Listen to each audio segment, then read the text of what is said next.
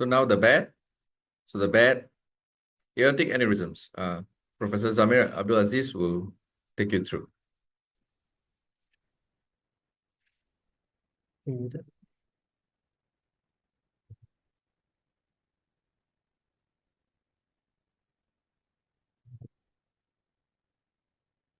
Morning, everyone, and thank you for joining us today at this aortic webinar.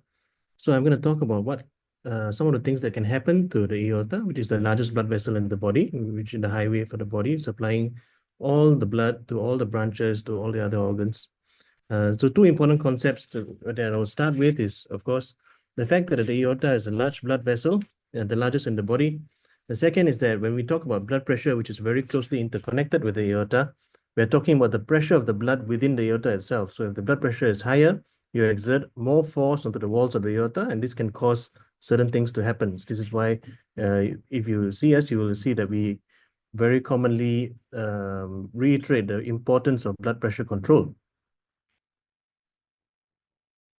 Now, in terms of the history of aortic aneurysms, aneurysms have been described from ancient times. Even for very long ago, they knew about it. At the time, they had no effective means of treating aneurysms. Surgery for aortic aneurysms only started in the 1950s, and this only happened after they developed synthetic grafts, which made replacement of aneurysmal aortas possible. Further development of the heart-lung machine, of course, later on has enabled us to do more complex surgery using these grafts. So a picture of this graph is demonstrated on the right here, and a picture of a replacement of a part of the aorta is below that. So these are the grafts we routinely use for surgery when we replace the aorta. Going into what is an aneurysm, aneurysm is basically an abnormal enlargement of an artery due to weakening of the wall of the blood vessel. It can happen in different locations in the body, any blood vessel.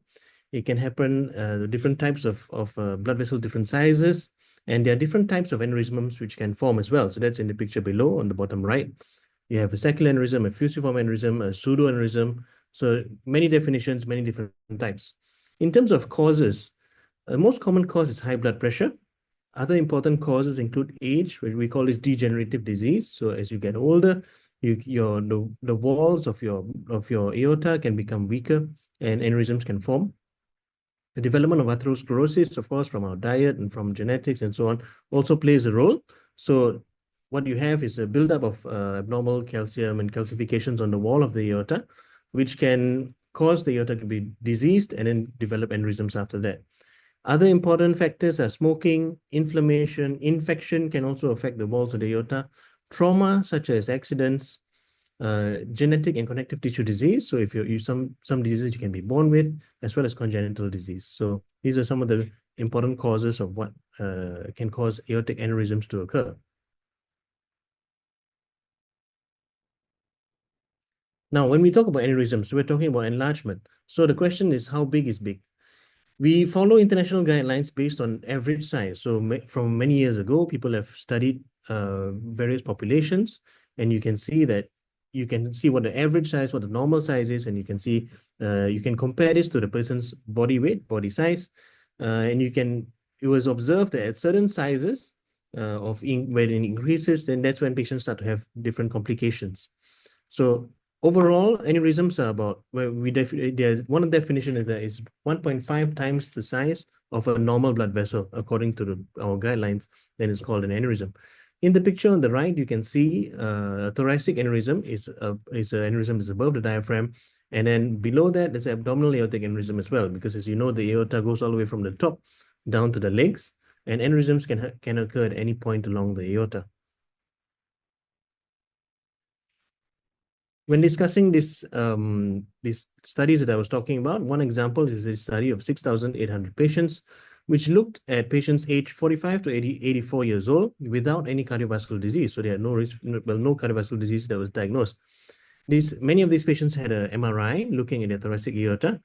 And as an example, they looked at the distribution and they plotted on a curve. You can see the normal distribution of the size versus the number of patients that had these particular sizes. And it occurs in a normal distribution. So you can see the average is about 3 to 3.5. And following these patients up, we then managed to see at what point patients started to have more and more complications and how frequently it happened and what the risk was. And so if you look at a patient with the aortic size, and this is looking at the ascending aorta in particular, the ascending aorta is the part that is just above the heart. So it's the most proximal or the first part of the aorta. Now, if you look at the size of 3.4, the risk is low. 3.5 to 3.9 is also low. It's only when it starts to reach 4 to 4.4 to above 4.5 when you can see that the risk starts to take off quite exponentially. This is one of the reasons why guidelines recommend us to do certain things at different sizes. Now, the aorta is complex and it differs in how it behaves from at the start of the aorta to in the middle in the thoracic aorta to abdominal aorta. Different parts of it can be affected by different things, and the range of diseases that occur are also different. So because of this, there are many guidelines which we look through. For example, if you look at the proximal aorta, such as the ascending and the root, which is at the bottom, this tends to occur in diseases of this part of the aorta tend to occur at a younger age. They have a stronger hereditary influence, so you can be born with certain things that give you a higher predisposition to develop diseases of this part of the aorta. Whereas if you look at patients who have diseases of the thoracic aorta, which is basically after on the way down, we descend what we call the descending thoracic aorta.